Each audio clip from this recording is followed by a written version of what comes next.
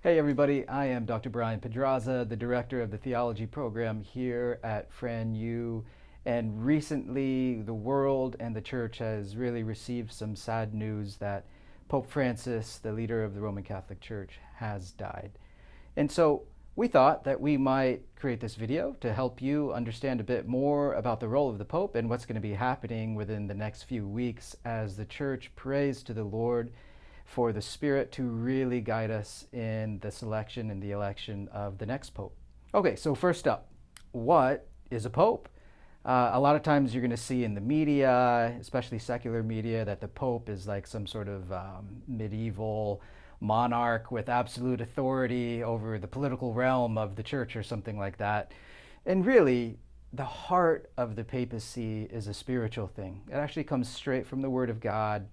Matthew chapter 16, verse 18, when Jesus charges Peter, one of the apostles, to be the leader of his apostles. His name was actually Simon, and the Lord changes his name to Peter, which actually means rock. And he says, upon this rock I will found my church. So with that, we know that Jesus himself really gave the apostles his authority, but Peter in a special way to be the leader of the apostles. And so every bishop of Rome, because Rome is where Peter died, every bishop of Rome really is the successor of Peter and is the leader amongst brothers who are apostles.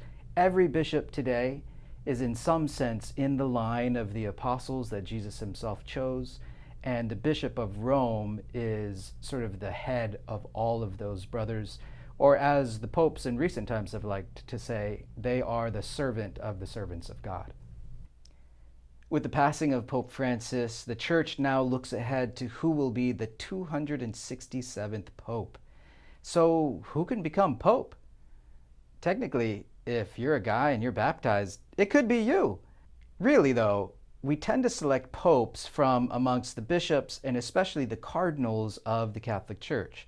A cardinal is actually an honorific title that's been given to someone. It's not really like in the ranking of a deacon and a priest and a bishop. Those are three of the what we call orders in the church. A cardinal isn't really like a higher order than that, but it's an honorary title that's given to one of these men because the church wants to look at them and thank them for the work that they've done in service to the Lord and to the church. Currently, there are about 250 or so cardinals in the church.